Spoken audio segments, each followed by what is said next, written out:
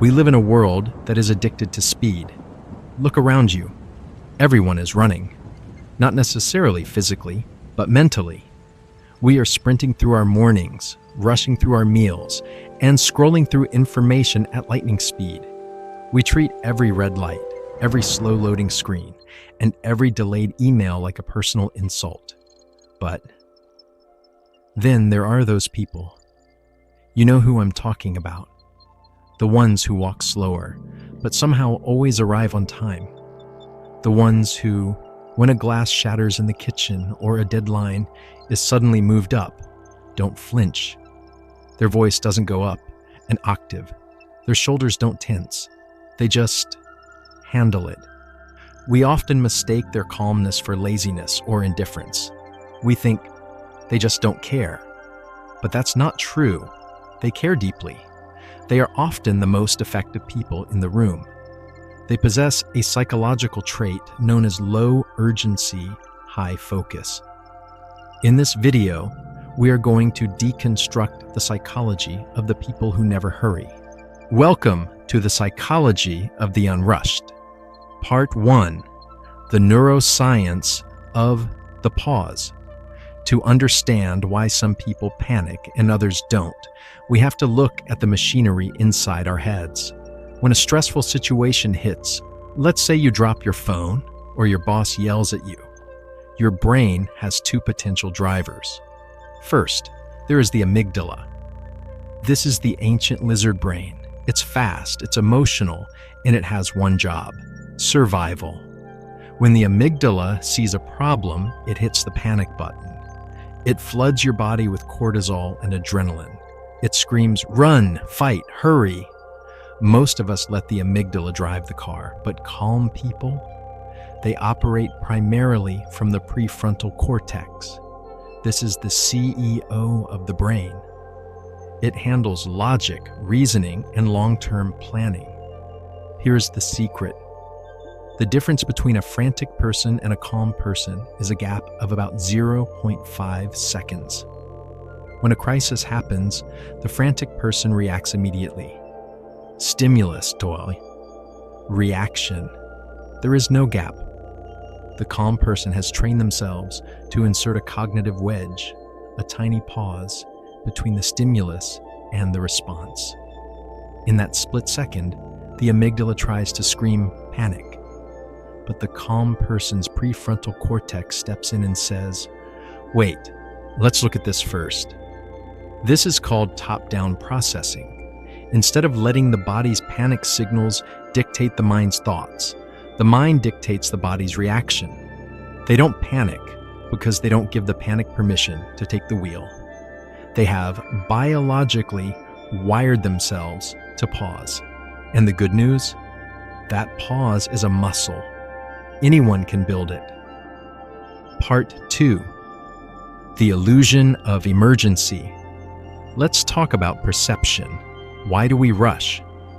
Usually, it's because we believe that if we don't hurry, something terrible will happen.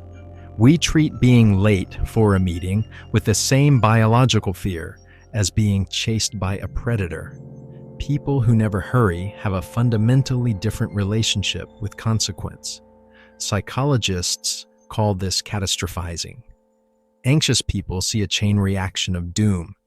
If I miss this bus, I'll be late for work. If I'm late, my boss will be mad.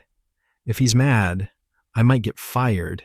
If I get fired, I'll lose my house. In 3 seconds, missing a bus became homelessness.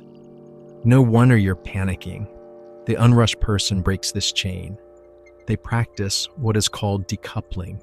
They see the event as a singular incident, not a domino effect. I missed the bus. Okay, that is a fact. What is the solution? I will take an Uber, or I will text my boss. They don't waste energy on the what-ifs of the future. They spend energy on the what-is of the present. There is a military saying, slow is smooth and smooth is fast. Watch a paramedic save a life. Watch a surgeon operate. Do they rush? Do they run around screaming? Never. Because they know that rushing leads to mistakes, and mistakes take twice as long to fix. The person who hurries actually finishes last because they have to go back and fix the errors they made in their panic. The calm person moves deliberately, does it right the first time, and finishes with energy to spare. Part 3. The locus of control.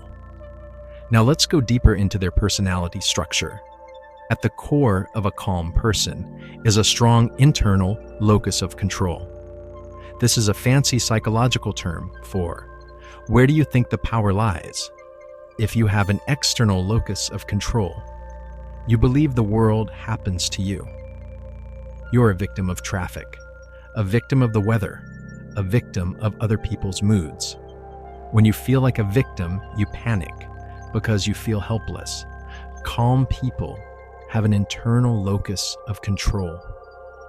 They believe that while they cannot control the event, they can control their navigation of it.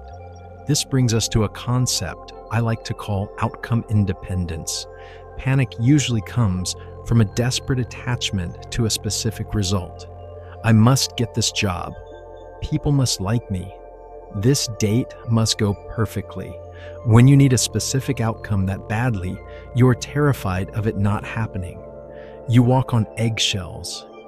You rush to please. The calm person is detached.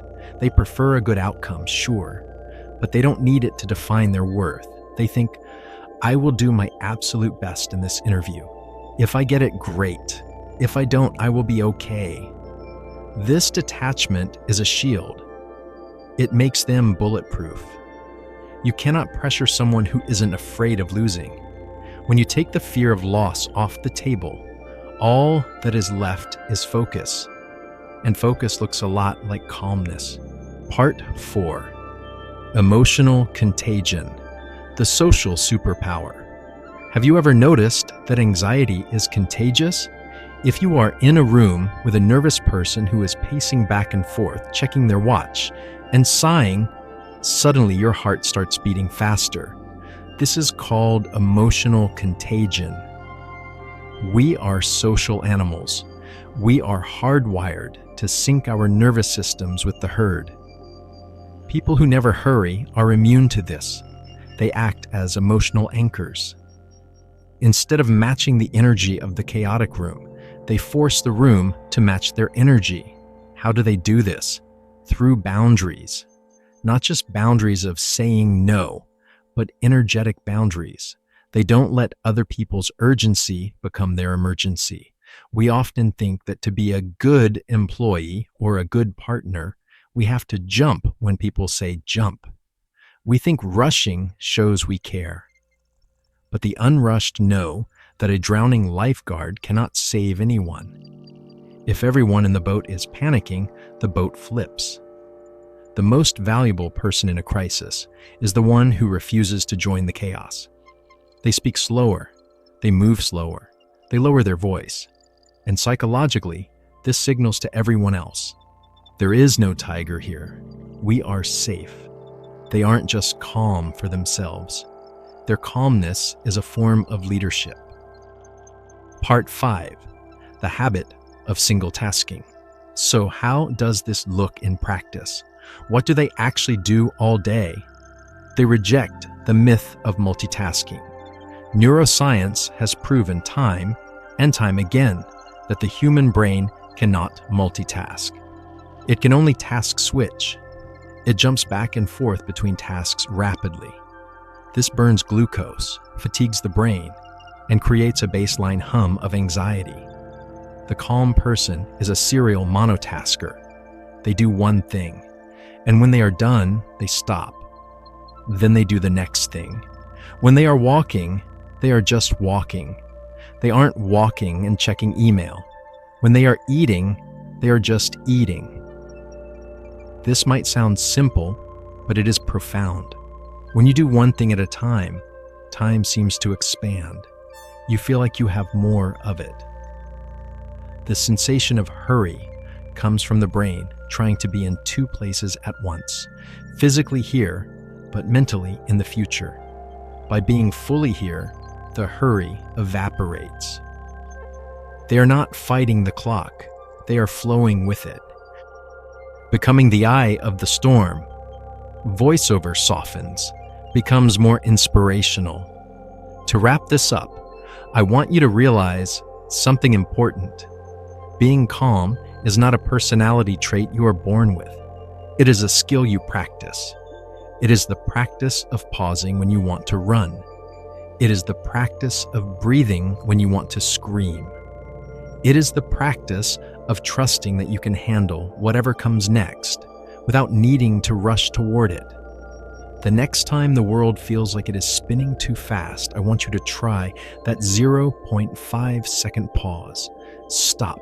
Take a breath. Look around. Realize that you are the captain of your own mind.